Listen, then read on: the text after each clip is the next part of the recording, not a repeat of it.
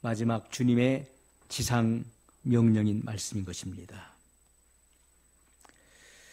이 천국 복음이 모든 민족에게 증거되기 위하여 온 세상에 전파되리니 그제야 끝이 오리라.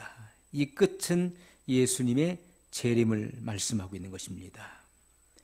자, 이 천국 복음, 이 복음이라고 하는 것은 기쁜 소식, 구원을 주는 기쁜 소식.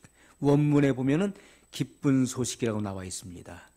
예수님께서 증거하셨던 천국 복음, 이것은 바로 기쁜 소식, 구원을 주는 기쁜 소식인 것입니다. 모든 민족에게 증거되기 위하여 이방 민족들이 듣게 될 것이다. 이방 민족들이 믿을 수 있도록, 주님을 믿을 수 있도록 전파되게 될 것이다. 주님의 이 십자가와 부활이 입증되기 위하여 증거된다는 말씀이에요. 자, 온 세상에, 이것은 전 세계를 말하는 것이고 사람이 살고 있는 모든 세상을 의미하는 것입니다. 전파된다는 것은 바로 선포된다는 것을 의미하는 거예요. 하나님 말씀이 선포된다. 그제야 끝이 오리라. 이것은 세상이 끝나는 날, 바로 종말이 닥친다. 예수님의 재림으로 말미암아 심판이 이루어질 것을 분명히 말씀하고 있는 내용인 것입니다. 예수님께서는 사도행전 1장 8절에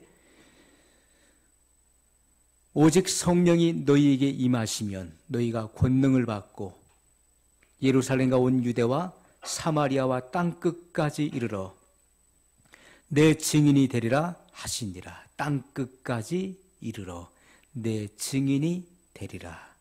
성령의 세례를 받고 그들은 주님의 증인되었습니다. 주님의 말씀이 사도행전 2장에서 성취되었고 그 이후로 사도행전이 펼쳐지는데 이것은 사도들의 행적, 또 성령 행전이라고 불러지는 것입니다. 성령님에 의해서 사도들이 펼쳐나갔던 바로 사도행전인 것을 분명히 증거하고 있는 것이죠. 마태복음 28장 19절에도 모든 민족으로 제자 삼으라, 이렇게 말씀했던 것입니다. 오늘 우리는 예수님을 증거하는 일에 대한 필요성을 느껴야 돼요. 전도를 왜 해야 되는지, 예수님을 왜 증거해야 되는지, 예수님을 증거하는 일에 대한 필요성을 우리가 절감하지 않으면 이것이 우리 삶 속에서 나타나질 수가 없는 것입니다. 복음을 증거할 수 있는 기회가 주어졌음에도 불구하고 복음을 전하지 않고 다른 말을 하게 된 것이죠. 이것은 우리가 복음의 필요성을 절감하지 못했기 때문에 그것이 몸소 실천되지 않는 것입니다. 우리가 예수님을 증거해야 될 필요성은 그들이 우리에게 듣지 않는다면 누구에게 듣겠습니까? 전도 대상자들이 우리에게 듣지 못한다면 누구에게 들을 수 있을까요? 그러므로 이 시대의 사람들에게 복음을 증거하는 책임이 우리에게 달려있다는 사실을 우리는 느껴야 될 것입니다. 지나간 시대에 이미 멸망의 길을 간 사람들에 대해서는 우리가 그 책임을 감당할 필요가 없지만은, 그러나 이 시대를 살고 있는 사람들, 우리와 동시대를 살고 있는 사람들에게 복음을 전하지 않는다면 그 책임은 하나님께서 우리에게 물으실 것이라는 것입니다. 복음을 듣고 죄를 회개하여 믿는 사람들은 구원함을 얻게 될 것입니다. 그리고 그 죄에 따르는 처벌을 면하게 되는 것이죠. 하나님의 심판을, 죄에 대한 심판을 면하게 된다는 것입니다. 그리고 죽음에서 생명으로 옮겨질 것을 분명히 말씀하고 있어요. 하나님의 아들이 있는 자에게는 생명이 있고 하나님의 아들이 없는 자에게는 생명이 없느니라. 한 번 죽는 것은 사람에게 정하신 것이요 그 후에는 심판이 있으리니, 이렇게 분명히 말씀하셨어요. 자, 우리가 하나님의 심판대 앞에서 구원을 얻지 못할 사람들과 직접 얼굴을 대면해서 보게 될 것도 실제적인 사실인 것입니다. 우리는 주님과 함께 심판의 자리에 앉게 될 것인데 그날에 하나님의 심판대 앞에서 하나님의 심판마당에서 구원을 얻지 못하고 그리고 영원한 멸망의 처벌을 받아서 지옥 가게 될 그 영혼들의 얼굴을 우리는 직접 보게 될 것입니다. 그때 각 사람의 행한 대로 하나님의 책에 기록되어 있는 그 사람의 행위대로 그 죄에 대한 경중에 따라서 판결을 받게 될 것입니다. 그러므로 심판대 앞에서 구원 얻지 못할 영혼들을 보게 될 때 크게 후회할 사람도 있게 될 것입니다. 그들의 영혼들을 바라보면서 내가 그때 왜 그들에게 전하지 않았을까? 내가 그때 왜 저 사람에게 복음을 전하지 않았을까? 크게 후회할 사람도 있다는 것이죠. 우리는 무사람의 피에 대해서 피에 참여하지 않기를 우리는 힘써야 될 것입니다. 심판마당에 서 있는 어떤 사람이 여러분을 향해 손가락으로 여러분을 가리키면서 당신은 당신이 받은 그 구원에 대해서 왜 단 한 번도 나에게 말해주지 않았어?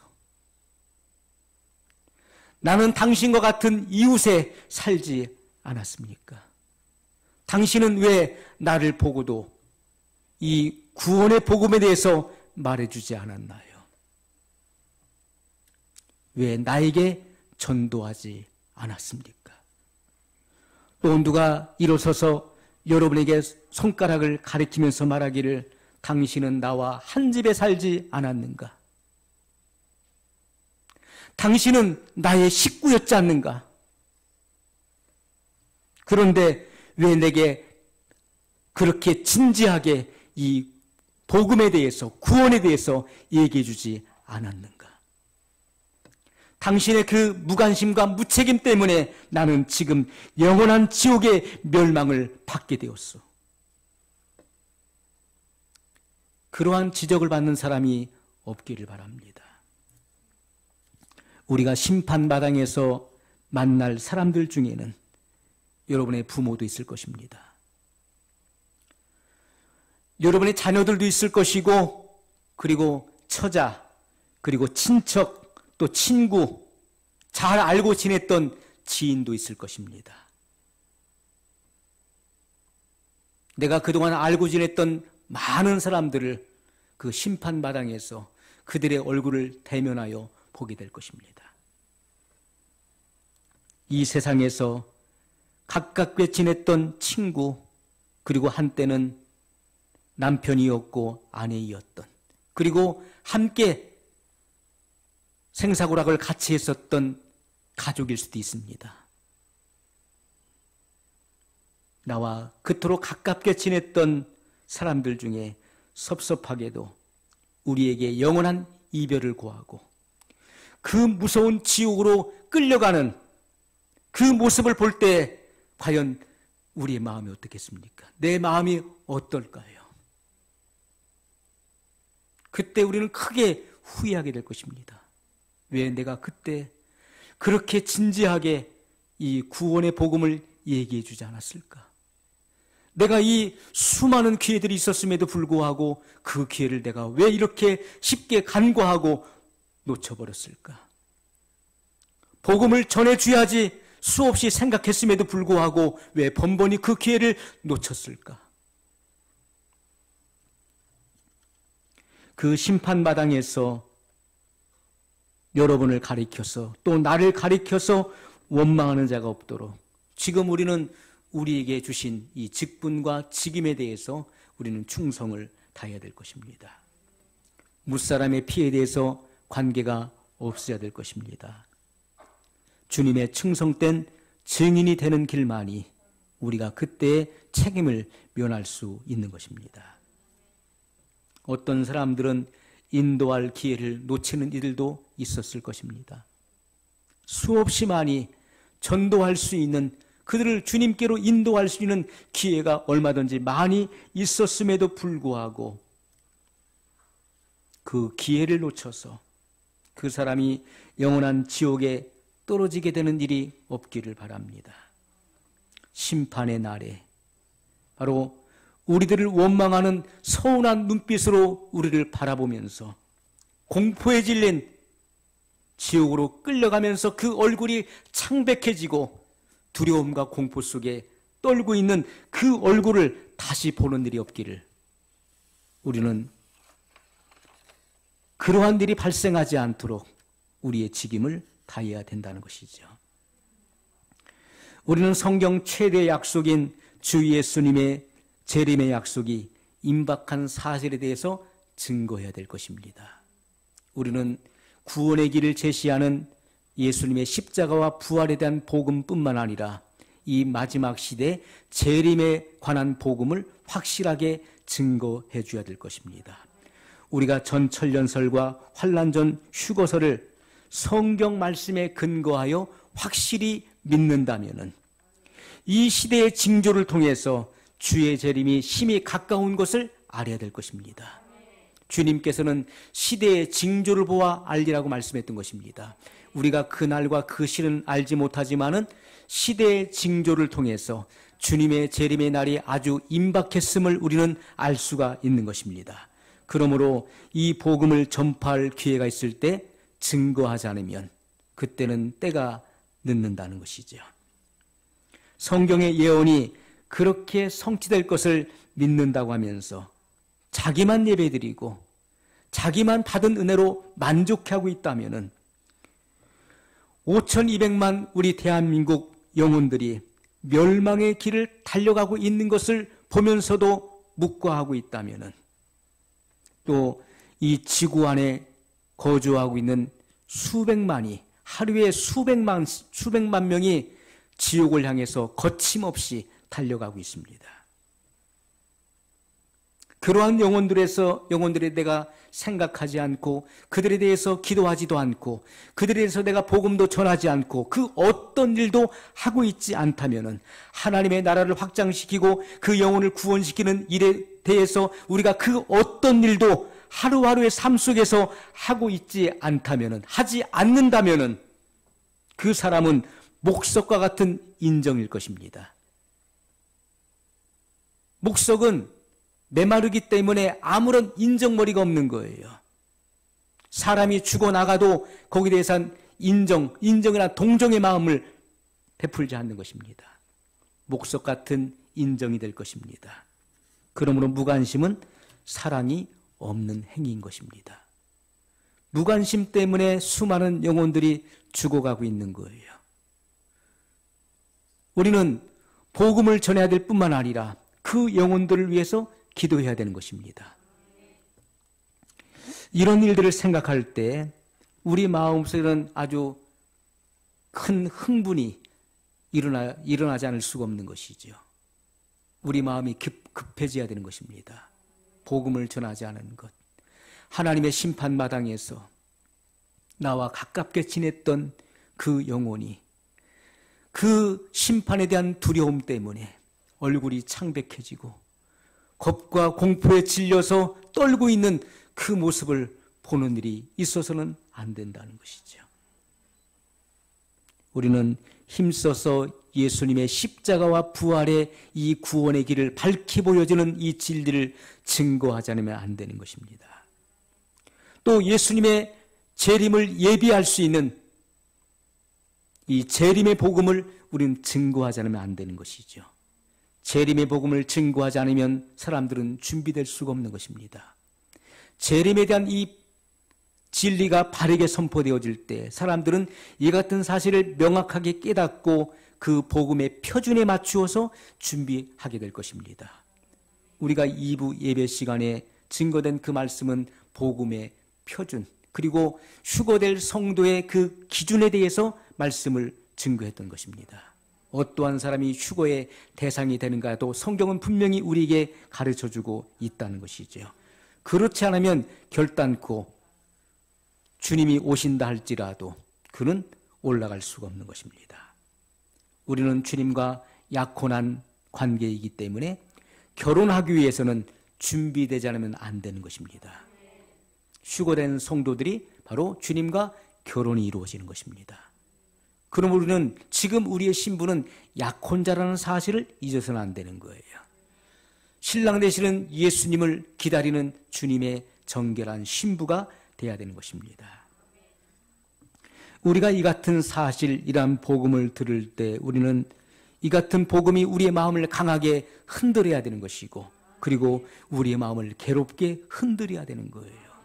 내가 그동안 수많은 세월을 살아오면서 세월을 허송세월했던 것, 세월을 낭비했던 부분에 대해서 우리는 우리의 마음이 괴롭게 흔들릴 수 있어야 된다는 것이죠. 하나님의 나라가 확장되고 이 복음이 전 세계에 전파되었을 때 그제야 끝이 오리라, 그제야 주님의 재림이 이루어진다는 것을 말씀하고 있는 것입니다. 그러므로 우리는 이 지구상에 거하고 있는 수많은 영혼들, 그 영혼들에게 이 복음이 전파될 수 있도록 기도의 무릎을 꿇어야 되는 것이고, 그리고 하나님께 지혜를 구해서 어떠한 방법을 통해서든지 이 복음을 전파할 수 있어야 된다는 것이죠. 여러분은 누구를 만나든지 그 기회를 타서 그들에게 복음을 증거해야 되는 것입니다.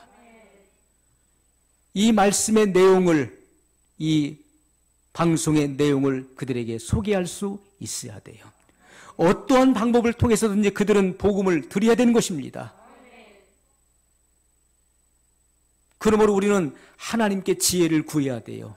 내가 어떠한 방법을 통해서 그 영혼들에게 복음을 전해줄 수 있을까? 그리고 우리는 준비해야 될 것입니다. 이 복음의 의미를 명확하게 이해하고 깨달아서 이 핵심을 정확하게 그 요지를 알고 멸망을 향해 달려가고 있는 그 영혼들에게 이 복음의 핵심을 정확하게 심어줄 수 있어야 된다는 것이죠.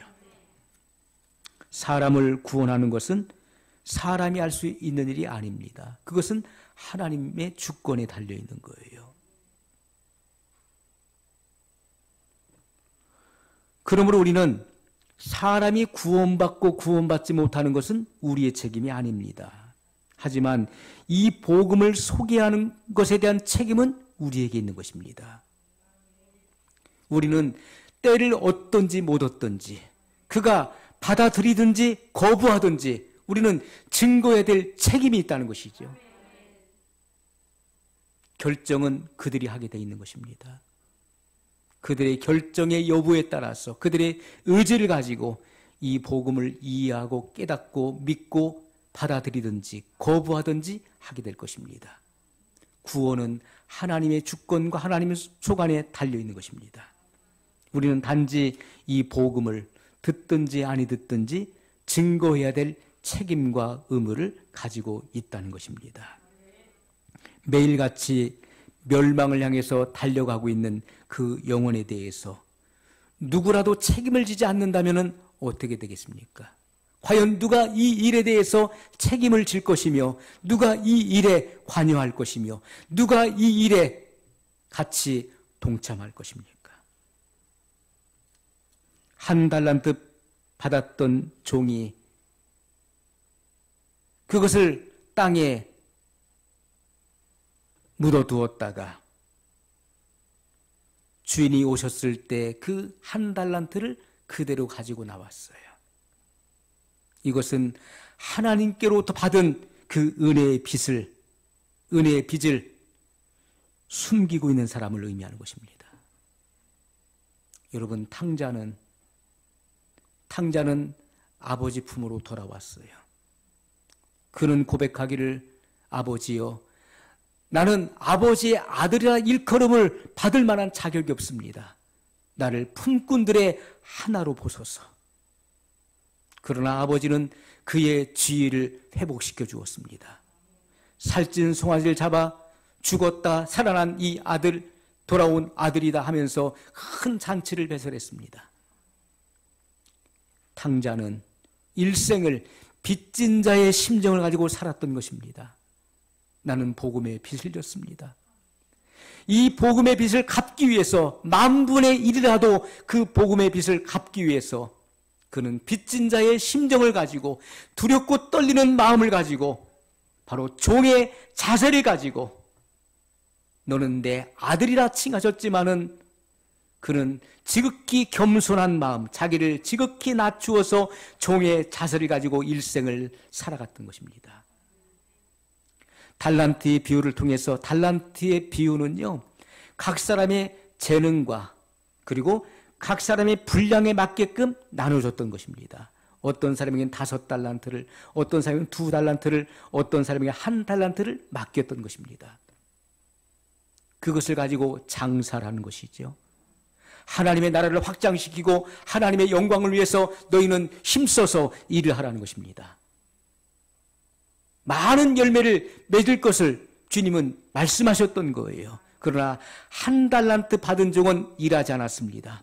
그는 장사하지 않았습니다. 그는 땅을 파고 그 1달란트를 묻었다가 주인이 돌아오셨을 때 그 1달란트를 그대로 가지고 나왔어요. 땅에 묻었다는 것은 바로 은혜의 빚을 숨겼다는 것입니다.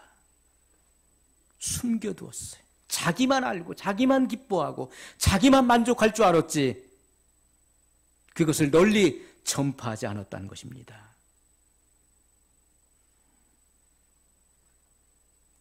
하나님께서 주신 이 사명을 준행하지 않는 사람은 결코 그 책임을 면할 수가 없는 것입니다. 그 책임은 피할 수가 없는 거예요. 예수님께서는 이 일에 대해서 명확하게 말씀하셨기 때문에 그 누구도 마지막 날에 핑계할 수 없을 것입니다. 너희는 온 천하에 다니며 만민에게 복음을 전파하라. 이것이 예수님의 마지막 지상 명령이었어요. 너희는 모든 족속으로 제자를 삼아 아버지와 아들과 성령의 이름으로 세례를 주고 내가 너에게 분부한 모든 것을 가르쳐 지키게 하라. 볼지어다 내가 세상 끝날까지 너희와 항상 함께 있으리라는 주님의 약속이 주어졌음에도 불구하고 그러한 모든 것을 다 회피하고 주님의 명령을 거부하고 잊어버리고 이행하지 않는 사람은 마지막 그 책임을 모면할 수 없다는 것이죠. 요한복음 4장 35절에 보면 너희가 넉 달이 지나야 추수할 때가 이르겠다 하지 아니하느냐. 내가 너에게 이르노니 눈을 들어 밭을 보라. 희어져 추수하게 되었도다. 여러분 이 말씀이 무슨 말씀인가요? 예수님께서 이 말씀을 하시기 전에 어떤 사건이 있었습니까? 예수님께서 수가성, 사마리아에 있는 수가성에 가셨습니다. 그리고 우물가 곁에서 한 여인이 오기를 기다리셨던 거예요. 그 여인은 범죄한 여인이었습니다. 죄 많은 여인이 사람들이 오지 않는 정오에 낮 12시에 물을 길러 오는 거예요. 그 영혼을 만나기 위해서 주님은 기다리셨고 그리고 그 여자와의 대화가 이루어집니다. 내게 물 좀 달라. 아니 내가 보니 당신은 유대인인데 유대인 남자가 어찌하여 사마리아인 여자에게 말을 겁니까? 그리고 사마리아인 여자인 나에게 물을 달랍니까? 예수님은 내게 물 좀 달라는 이가 누구인지를 알았더라면 내가 내게 물을 구하였을 것이다. 이 물을 먹는 자는 다시 목마르거니와 내가 주는 물을 마시는 자는 영원히 목마르지 않는다. 그런 물이 있으면 나에게 주어서 다시는 이곳에 물 길러 오지 않게 해주옵소서. 내 남편을 불러오라. 내 남편을 데려오라 했을 때 저는 남편이 없는데요 라고 했을 때 내 말이 옳도다. 너에게는 남편 5이 있는데 그 남편은 다 내 남편이 아니다. 그 여인은 깜짝 놀라서 내가 보니 당신은 선지자이십니다. 선지자가 아니고서는 이런 일을 어떻게 알겠습니까? 처음 보는 유대인 남자가 어떻게 내 속사정을 다 알고 있습니까? 그러면서 예배에 대한 이야기가 나오죠. 우리 조상들은 이 산에서 그림신산에서 예배를 드리는데 당신들의 말은 당신들은 예배할 곳이 예루살렘에 있다 하더이다. 어디서 예배를 드려야 하나님이 받으시는 예배입니까? 라고 했을 때 예수님께서는 거기서도 말고 여기서도 말고 곧 아버지께 예배할 때가 오나니 이때라. 하나님은 신령과 진정으로 예배하는 자를 찾으신다라고 했을 때 그 여인은 들고 있었던 물동이를 버려두고 마을로 달려갔습니다. 그리고 마을 사람들에게 전파했어요. 와 보라, 내가 만난 이분이 바로 메시아가 아니냐, 내가 만난 분이 바로 그리스도가 아니냐, 와 보라. 그는 간증하고 증거할 때 많은 사람들이 그 여인을 따라서 이제 몰려오는데 예수님께서 그 상황을 바라보면서 지금 하시는 말씀이에요. 너희가 넉 달이 지나야 추수할 때가 이르겠다 하지 아니하느냐. 그렇다면은 지금 이때 예수님께서 이 말씀을 하시는 때가 몇 월 달인지를 우리는 알 수가 있는 것입니다. 유추해 볼 수가 있는 것. 이때는 12월.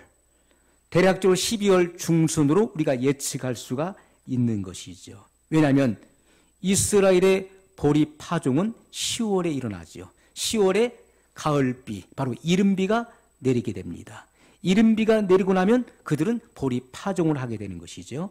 그래서 3, 4월에 이제 늦은 비, 봄비가 내리고서 추수를 하게 된 것입니다. 그렇다면은 자, 그러므로 지금이 약 12월이기 때문에 이제 주님 말씀하시기를 너희가 넉 달이 지나야 추수할 때가 이르겠다 하지 않으냐, 이렇게 말씀을 지금 하고 계시는 것이죠. 그렇다면은 보리 파종을 하고 나서 지금 약 2달에서 2달 반이 지나면서 보리가 파릇파릇 이렇게 올라온 것입니다. 보리가. 그리고 바람결에 이렇게 휘날리는 것을 우리가 상상해 볼 수가 있어요. 그때에 자, 제자들과 함께 그 밭을 지금 보고 있는 것입니다. 너희가 넉 달이 지나야 추수할 때가 이르겠다 하지 아니하느냐. 내가 너희에게 이르노니 눈을 들어 밭을 보라. 희어져 추수하게 되었도다. 수가성 여인의 전도를 받고 수가 사람들이 주님을 만나기 위해서 그 보리밭 사이로 몰려오는 것을 바라보시면서 너희는 저 영적인 밭을 바라보라고 말씀하고 있는 것입니다. 저 영적인 밭을 바라보라. 우리가 이런 육적인 밭은 앞으로 지금 12월이기 때문에 이제 앞으로 4달이 지나야 추수하게 되는데, 그러나 너희는 눈을 들어 저 밭을 보라. 영적인 밭을 보라는 것입니다. 사마리아 여자에게 뿌린 이 복음의 씨가 벌써 휘어져서 다 익었다는 거예요. 추수하게 되었다는 것입니다. 우리가 일반적인 농사는 씨를 뿌리고 나서 몇 개월이 지나야 되는 것입니다. 많은 시간이 경과해야 그때서 이제 무르익어서 추수하게 되는 거예요. 그러나 복음 전도의 씨는 뿌리면 곧 열매를 거둘 수 있다는 것을 말씀하는 것입니다. 제가 계속해서 어떤 분들은 내가 과연 휴거될 수 있을까요? 주님 오실 때가 임박했다고 하는데 내가 과연 준비될 수 있을까요? 하는 질문에 대해서 저는 늘 그렇게 대답했습니다. 늦지 않았습니다. 늦지 않았습니다 하는 말을 계속해왔어요. 그 말씀의 근거는 여기에 있는 것입니다. 복음의 씨는 뿌리면 곧 열매를 거둘 수 있기 때문에 그렇습니다. 우리가 일부 예배 때도 보면은 그 말씀 속에 무슨 내용이 있습니까? 예수님을 구주로 믿고 세례를 받은 자들에게 베드로와 요한이 안수함에 그들이 성령 세례를 받아요. 이것은요, 무르익은 것입니다. 그 마음이 준비되어 있는 사람들, 마음에 끊임없이 주님을 사모하고 갈망하는 이들은요, 복음의 씨가 뿌려지면 금방 열매를 거둘 수 있는 것입니다. 그들은 예비된 것입니다. 그들은 준비 완료가 끝난 거예요. 준비 완료가 된 것입니다. 그러므로 우리가 세상적인 어떤 이러한 밭을 보지 말고 영적인, 신령한 밭을 바라봐야 되는 것이죠. 사마리아 여인에게 뿌린 그 복음의 씨가 벌써 휘어져 추수하게 됐다는 거예요. 수많은 영혼들이 그 전도를 받고 몰려오는 광경을 보면서 주님은 그렇게 말씀하셨던 거예요. 주님은 복음의 씨를 뿌리는 이시고 거두는 이는 누굽니까? 제자들이 했던 것입니다. 제자들이 하는 것입니다. 그러므로 지금 이 마지막 시대는 바로 추수의 때인 것입니다. 추수의 때가 된 것입니다. 예수님께서는 마가복음 16장 15절에 또 가라사대 너희는 온 천하에 다니며 만민에게 복음을 전파하라 이렇게 말씀하셨어요. 11 제자가 음식 먹고 있을 때 예수님께서 그들 가운데 나타나신 것입니다. 부활의 몸으로 나타나셨어요. 그러면서 예수님께서는 그들의 마음의 완악함을 꾸짖었습니다. 그들의 믿지 아니한 것, 믿음 적은 것을 꾸짖었던 사실을 성경에 기록하고 있어요. 왜냐하면 여러 사람들이 주님의 부활을 목격하고 제자들에게 증거해 주었지만 그들은 믿지 않았다는 거예요. 마음이 완악하고 강팍하고 그리고 믿음이 떨어져서 그들은 주님의 부활을 믿지 않고 있었습니다. 자, 이러한 부활의 확실한 증거들이 있었음에도 불구하고 부활을 실제로 목격한 이들의 증언이 있었음에도 불구하고 11 사도는 믿지 않고 있었습니다. 그리고 그들은 방문을 걸어 잠그고 음식을 나누고 있을 때 예수님께서 그곳에 나타나셨어요. 그리고 그들의 강팍함과 믿지 아니함을 책망하시는 사실이 나오면서 그럼에도 불구하고 주님은 그들을 포기하지 아니하시고 다시금 주님은 이 같은 명령을 한 것입니다. 또 가라사대 말씀하시되 너희는 온 천하에 다니며 만민에게 복음을 전파하라. 주님은 그들을 끝까지 버리지 아니하시고 주님은 그들에게 복음을 전할 책임과 그리고 의무와 명령을 주셨던 것입니다. 너희는 온 천하에 다니며 만민에게 복음을 전파하라. 이 같은 복음을 선포할 수 있는 기회와 사명을 다시 재확인시켜준 이 사실을 우리가 보게 되는 것입니다. 그리고 사도행전 2장에 가서 그들은 성령의 세례를 받게 되고 사도행전 1장 8절의 말씀대로 예루살렘으로부터 시작된 이 복음, 예루살렘에서부터 그들이 복음을 전파하기 시작했죠. 그래서 온 유대와 사마리아와 땅끝까지 나가게 된 것을 우리는 성경의 말씀을 통해서 이 예언이 성취되는 것을 보게 되는 것입니다. 예수님께서 누가복음 19장 13절에 문화의 비유를 말씀하셨는데 그 종 열을 불러 은 10문화를 주며 이르되 내가 돌아오기까지 장사하라 하니라. 장사하라 하니라. 이 문화는 헬라와 로마의 화폐였던 것인데 이것은 바로 은을 말하는 은화를 말하는 것인데 이 한 문화는 20데나리온이에요. 20데나리온. 우리가 한 데나리온은 노동자의 하루 품삯이죠. 그러면 노동자의 20일에 해당되는 그 가치를 의미하는 것입니다. 우리가 달란트는 그 6,000데나리온입니다. 6,000데나리온. 노동자의 6,000일에 해당되는 품삯을 말하는 거예요. 이건 큰 돈을 의미하는 것이죠. 그러므로 한 달란트 받은 정도 큰 돈을 받은 것입니다. 수억의 돈을 받은 거예요. 그럼에도 불구하고 그 은혜의 빚을 졌지만은 그것을 감춰두고 숨겨두었던 자를 말하는 것이죠. 그리고 달란트의 비유에서는 그것을 각 사람의 재능과 그리고 분량에 맞게끔 나눠줬지만은 이 문화의 비유에서는 공평하게 종 10을 불러서 그 10문화를 가지고 한 문화씩 나눠줬다는 거예요. 한 문화씩.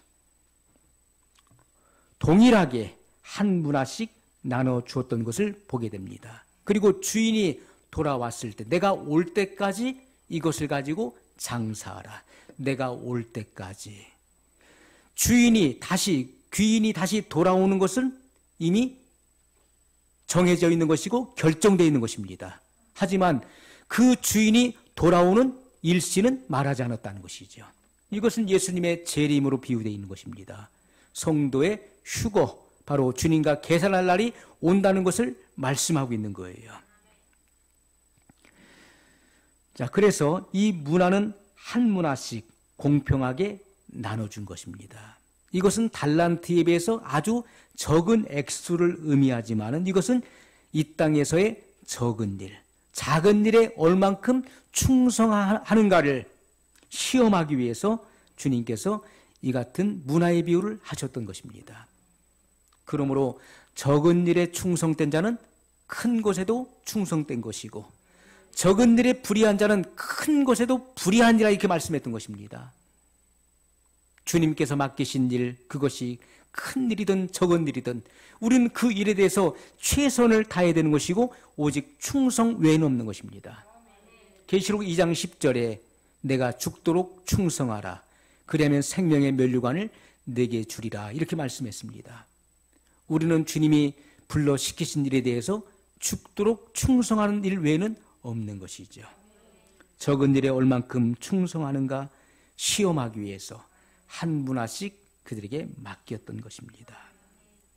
내가 올 때까지 오는 것은 확실하지만 그 시간을 알려주지 않았던 것처럼 예수님의 재림도 그와 같다는 것이죠. 주인이 종열을 불러서 한 문화씩 맡겼다, 돈을 맡겼다는 것은 그들을 신임하기 때문에 맡긴 것입니다. 신임하지 못하면 맡길 수가 없는 거예요. 신임하기 때문에, 그를 믿기 때문에 돈을 맡긴 것입니다. 그러므로 이 한 문화씩 나눠준 이 문화의 비유는 장차 하나님의 나라에서 책임을 맡을, 그 책임 맡을 자리에 그들이 적합한지의 여부를 시험한다는 것입니다. 내가 과연 이 문화를 가지고 얼마큼 장사해서 얼마큼 충성했는가, 그 여부에 따라서 얼마나 큰 임무를, 책임을 맡게 될 것인가가 결정된다는 것이죠. 그러면서 이 문화의 비유를 보면은 어떤 종이 주인이 왔을 때 나와서 주여 당신이 준 이 한 문화를 가지고 10문화를 남겼나이다 했을 때 주인이 뭐라고 합니까? 잘하였도다 착하고 충성된 종아, 너는 10고을의 권세를 맡으라. 한 종은 또 나와서 말하길 주여 당신이 맡겨주신 그 한 문화를 가지고 5문화를 만들었나이다. 잘하였도다 착하고 충성된 종아, 너는 5고을의 권세를 맡으라.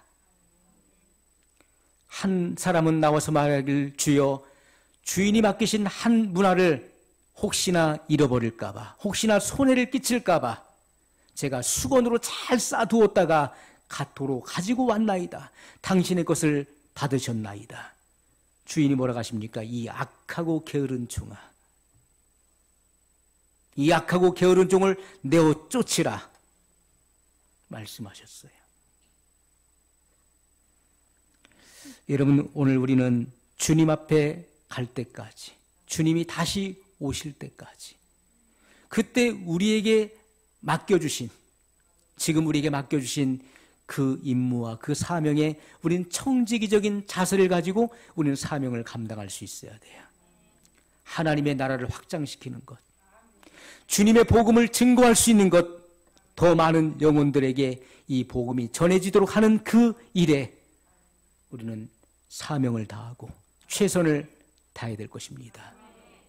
그때야 우리는 심판대 앞에 섰을 때, 주와 더불어 심판대 앞에 섰을 때 그 심판대 앞에 선 그 죄인들, 죄에 대한 판결을 받기 위해 서 있는 그 영혼들을 바라볼 때 부끄러움이 없을 것입니다.